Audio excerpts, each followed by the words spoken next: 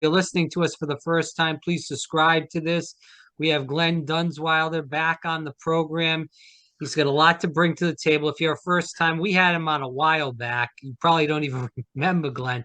It was a while ago, but he's going to tell his story and he's got a lot to bring to the table. So, Glenn, thanks so much for coming on. And we got Yeah, a lot yeah. to Thanks for talking having me. about in a very short amount of time. So we'll kick it around here. Sure, absolutely, absolutely. So yeah, what part of the story did you want? Are you interested in this time? Well, I'll tell you what, for the viewers that have not heard our first conversation, if you could just start with a little background. I do want to talk about the homelessness crisis. I know you're in California, so that's a hot topic. They just had the mayor election, but let's Yeah. start off with a little bit about you. Sure. So I was a university professor and I was teaching in the Inland Empire, specifically Riverside, University of California, Riverside, and had a master's degree and was kind of fell into academia, but was being a legitimate citizen and a functioning member of society and giving. And then bought a house in 2006. So then in 2008, the housing crisis, my house, which I bought for 395,000, was then valued at 185,000. And I was because the university had made some investments in the subprime lending. They needed to make some cutbacks and save some money, and so they're going to cut me back at work. And I called my bank, being a upright, upstanding citizen, wanting to negotiate my debts, realizing that I was going to have problems making the mortgage in about 4 months. And they said, we won't even talk to you until you stop paying, because as far as they're concerned, you need to prove that you don't have the money. And so I realized, wait, what I had been told is the American dream and the way to succeed is not really the way to succeed. Like, there were some holes in my knowledge. And I remember uh, buying the house, and I bought it with the basically on my good credit and with the first and second mortgage with an $80,000 balloon payment. And I said, how am I ever going to pay this back? And I was talking to the escrow officer, and she said, oh, it's equity. You're going to gain equity. Just thought, okay. And I listened to her because they wanted to sell the houses. I mean, that's their game. And my fault was not, I was being ignorant of the game that I was playing. And so that was my first realization when I realized that I would have to default on my loan in order to possibly even talk to the bank, which would make me vulnerable to them foreclosing on me. And I've obviously, by defaulting on my loan, I would ruin my credit, and I couldn't even get into an apartment with a garbage credit score. So I was looking at being a university professor, having a master's degree, trying to do everything right the way everyone told me to do, and I was going to become homeless. And I just thought, or I had the jeopardy of becoming homeless. And I thought, this is crazy. What is going on here? And so that started me down this path of really researching how the system is actually set up versus how the system is told to the masses how it's set up. And through that, I'd done all this research on who became homeless and why. And this was during 2010, and how they could, what the complications were when they were homeless, and then if you were successful, how you got out of homelessness. And I turned that research into a documentary because my background is in filmmaking or lighting design, sound design for entertainment, and then I just turned that into making films. So I made a documentary, and that's out on Amazon Prime, called Why Homeless. And it was about the logistics, taking the judgment away from the character we think homeless people are. How does this happen? And that kind of threw me into this idea of uncovering. You were going to ask a question, or you want me to keep going? Well, I was just going to get into, because you're in California, Yeah. and obviously the Skid Row, which is the area of what people think in Los Angeles. San Francisco is a dump too. Uh, to Yeah. say, Yeah. I mean, it's bad. I mean, it's a beautiful state. There's a lot of beautiful parts of California, and things to see and do, but the homelessness crisis is out of control. We supposedly have these liberal politicians that are supposed to be sticking up for the unprivileged people in our society, but it seems like those people, the more they stay in power, the worse it gets. Yeah, I've seen.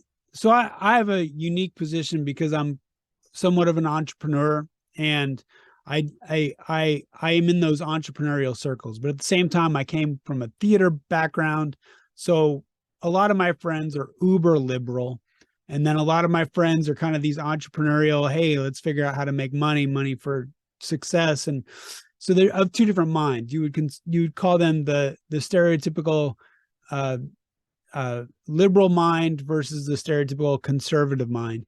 And in California, we've gotten into this idea of trying to push this harm reduction, and all throughout the United States. That's the buzzword, harm reduction. Do no harm. And the problem with that is the what I found is the reason that we have homeless in the United States is our socialism is family and community. And we don't like to admit that we are socialist in that way, but our parents raise us for free, right? If we have supportive parents, they don't kick us out at 18. They make sure that we succeed, right? And if we have a community, they do things as well. Your friend takes you to the airport, or whatever it may be, right? You're getting hard. You break your ankle. All right, your buddies help you move around and get, if we try to fill capitalism with those socialist parts, we quickly run out of money because there's not enough money for it, right? I always look at it, if you can't take care of yourself, that's more than 3 full-time jobs of other people just to take care of you, right? So when you go down, it could be sickness, it could be mental illness, it could be losing your job, it could be not getting kicked out of the place you're living. Capitalism gets real hard. It gets real hard to answer your situation with capitalism. And in the United States, we have a lot of messed up families that don't support their families. And so we're trying to replace family and community with capitalism, and it's never gonna work, right? There's just not enough money. So what you do is you run into these programs that the liberals believe in, because they don't want to touch homeless people either. They view them just as conservative people, as like throwaway, evil, dirty bastard people, right? Where there's like, we don't want them anywhere near me. But the liberal outlook is someone, not me, should do something for that poor person. And the conservative outlook is, well, they got themselves in that situation themselves. Either way, nothing's getting done. And then you buy these systems and you put all the money into permits and planning and statistics and running the studies. So people that already have jobs, you're giving them more jobs. People that already have homes, you're using this money for the homeless and you're paying them. And by the time you get to helping people on the street, you're out of money.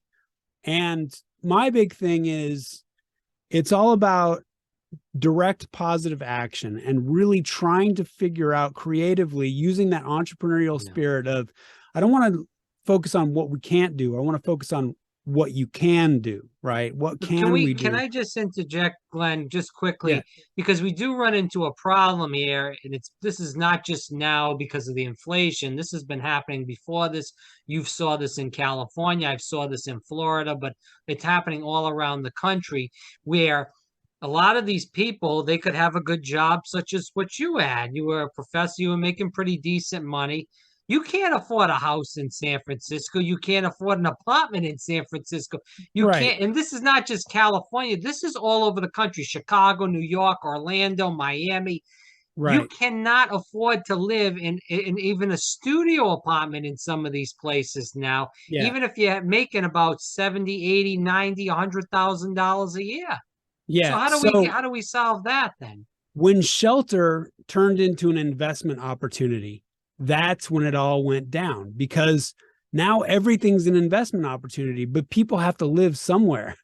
But people's shelter are someone else's, the owner's investment opportunity. And the more people look at it as an investment and more people are excited about it, the prices go up and it becomes unlivable. So we have to somehow solve shelter, but I don't think we're way too capitalist, and there's no way you're going to try and wrestle that investment away from investors, right? I mean, there's a way, it's a slow process, but we just really have to look at what we have in our resources.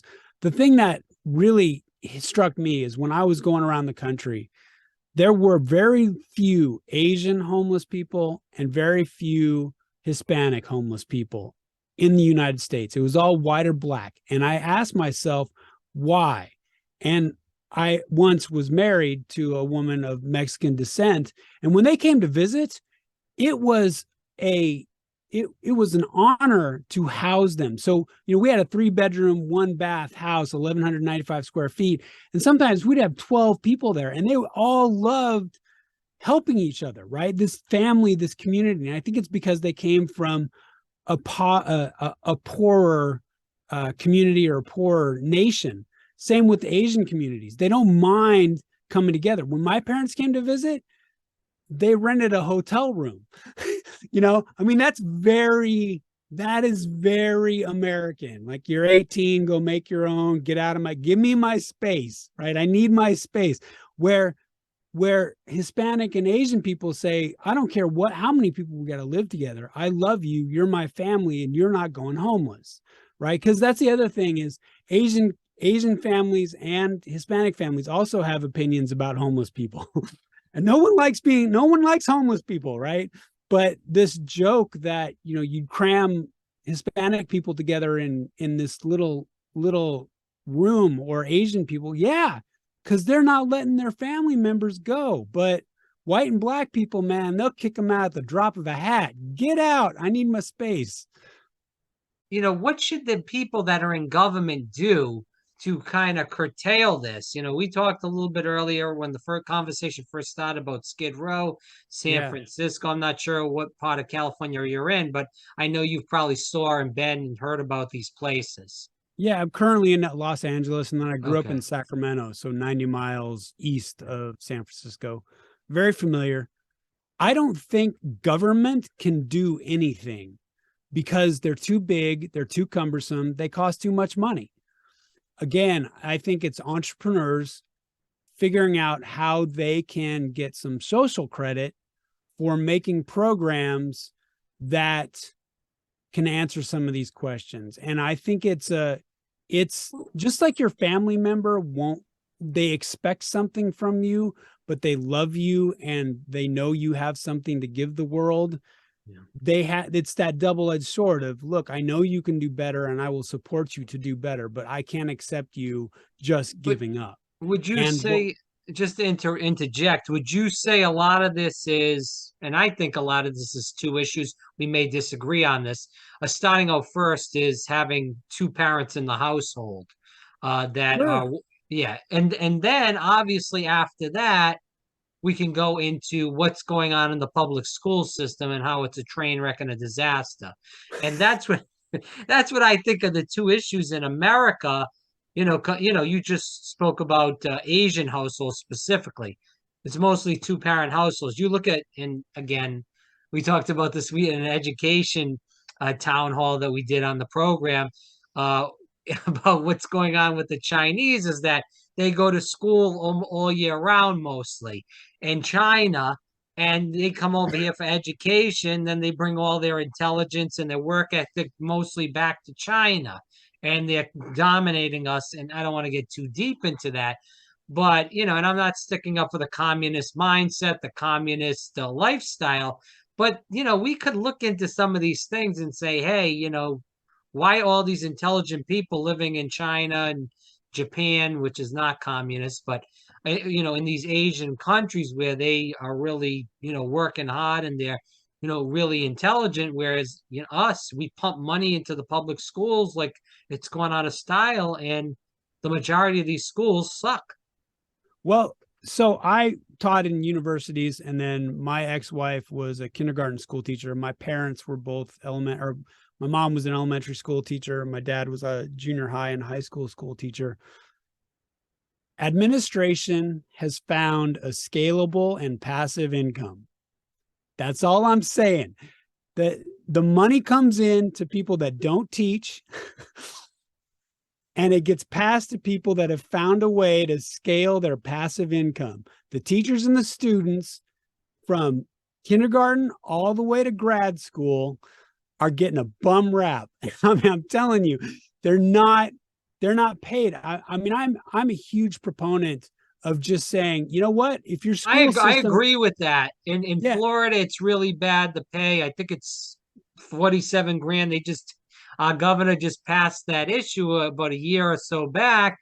But the issue was if you were already making that kind of money, you were they would bring in teachers that were a year in, first year, they'd be making the same money as the teacher that was have been in there in 20 years. So then you're creating people that hate each other, and they're butting heads because I've been here 20 years. I just finally got up to 47. You're coming in as a first year teacher, and you're yeah, making 47, same as me. Like, what's wrong with that picture?